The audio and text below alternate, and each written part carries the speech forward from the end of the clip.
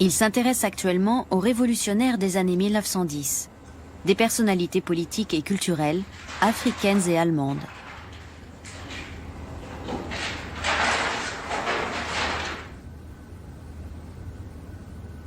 Son processus de création se déroule en plusieurs phases. William Kentridge a commencé par scanner ses dessins, avant de les projeter sur des feuilles de papier. Une façon d'agrandir les portraits qui finiront sous forme de panneaux en carton.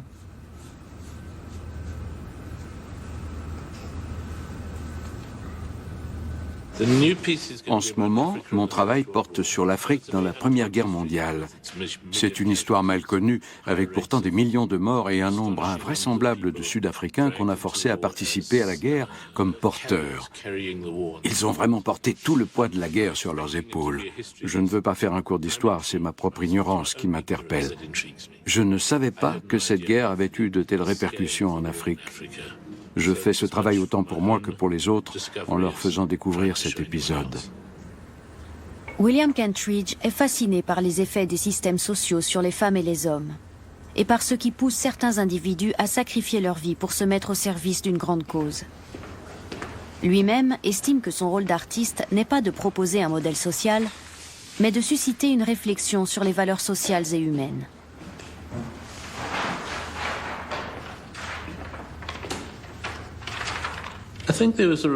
Je crois qu'on a une responsabilité, non pas vis-à-vis de la société, mais par rapport au privilège d'être un artiste. Quand on choisit cette voie, on doit prendre son travail au sérieux et gagner le droit d'exister dans ce milieu, gagner le droit d'être un artiste. Et de vivre en marge de la société pour accomplir ces activités étranges qu'on appelle art.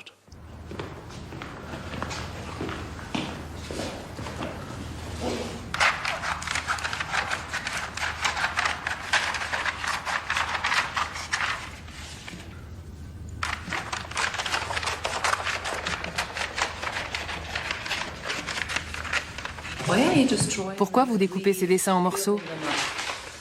Parce que je veux isoler les fragments de différents dessins. Une fois qu'ils seront assemblés, ça fonctionnera mieux. Le petit décalage entre les morceaux est toujours utile.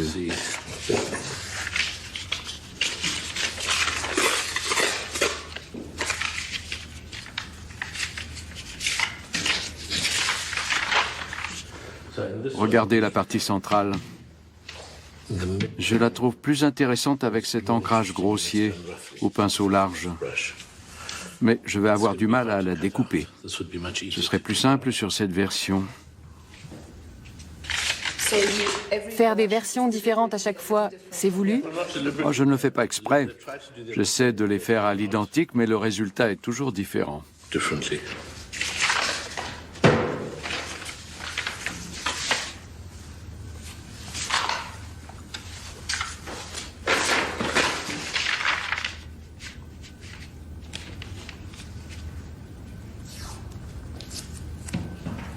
Le portrait définitif sera un assemblage. Pour William Kentridge, le sens d'une œuvre naît de la perception de l'observateur. Il n'existe pas d'interprétation unique, pas plus dans l'art que dans la vie. Je me méfie de toutes les grandes idées. Je fais beaucoup plus confiance aux petites initiatives éparpillées partout dans le monde. Il faut accepter qu'on est disloqué et que le monde est morcelé. À partir de là, on peut créer au quotidien une cohérence pour soi-même et essayer de vivre dans cette cohérence. Kurt Schwitters est le grand poète dadaïste allemand.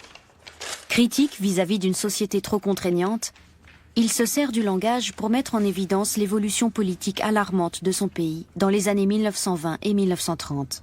La création artistique est toujours une approximation. Parfois, je suis sur ma lancée et je finis par trop travailler une image jusqu'à la gâcher. Mais il est très facile de revenir en arrière et de trouver une finition plus satisfaisante. Selon les œuvres, les stratégies diffèrent. On dit qu'un artiste devrait toujours avoir quelqu'un à côté de lui avec un marteau à la main pour lui donner un coup sur la tête quand l'œuvre est terminée. Certaines créations, dont les miennes, finissent par perdre de leur force pour avoir été trop travaillées.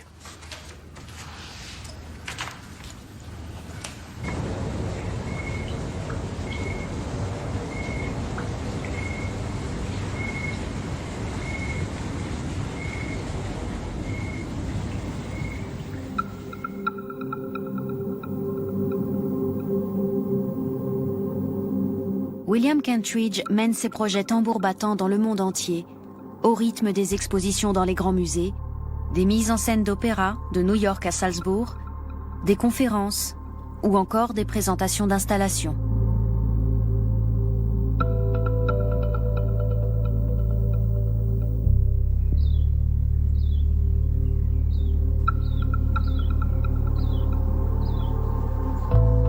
À 1 heure de Johannesburg, nous voici dans un autre lieu de travail de l'artiste.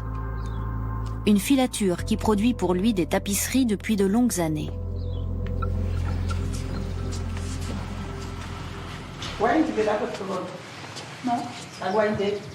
Marguerite Stevens et son équipe tissent les motifs imaginés par William Kentridge.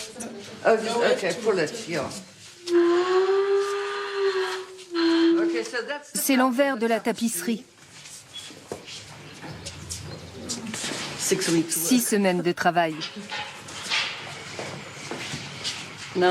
Elle est loin d'être terminée. Vous pouvez la tenir bien droit. Mettez-vous au milieu.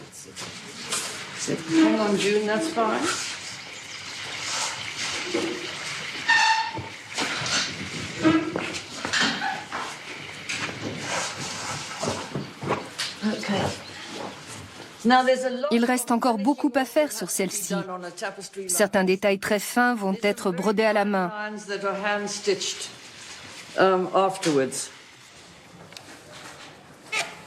Kentridge et le tissage. Une rencontre qui devait se faire un jour ou l'autre.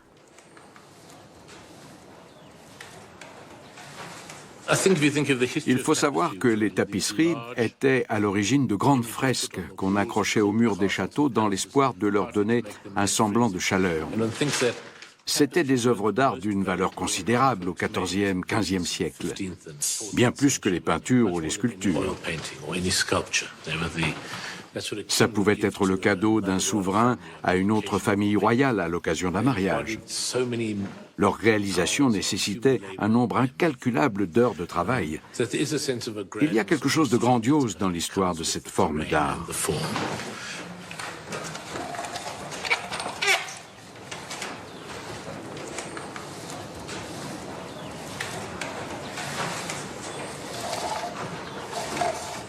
William me remet un dessin ou un collage en petit format.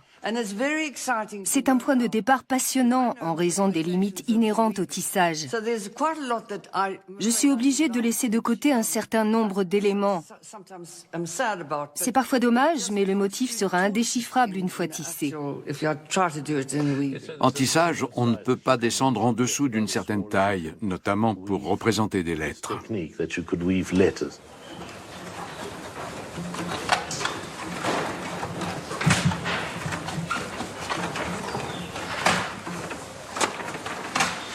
C'est celle-là.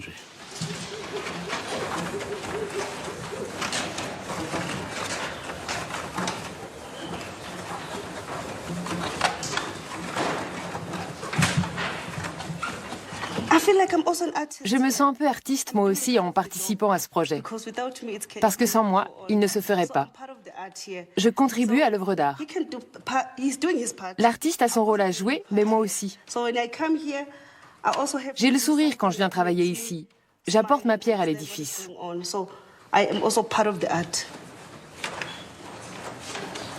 Les tisseuses de l'atelier viennent de toute l'Afrique et ont été formées ici. Derrière le métier à tisser se déploie une version grand format de la création de William Kentridge, divisée en zones de couleurs numérotées. À chaque fil correspond un numéro, et l'image apparaît ainsi peu à peu sous sa forme textile. William Kentridge sait apprécier l'expertise des professionnels qui collaborent avec lui à sa juste valeur. Je préfère ne pas savoir exactement comment ça fonctionne et laisser le soin à quelqu'un d'autre de s'en occuper. Je prépare mes dessins et mes plaques de gravure en sachant qu'ils vont subir des transformations par la suite. Et Marguerite sait quel genre d'image je vais lui confier. C'est une collaboration dans les deux sens. D'abord, et c'est important, j'adore le travail de William. Mais ça va plus loin. Je me sens investie d'une vraie responsabilité. Je ne me contente pas de transposer strictement le motif.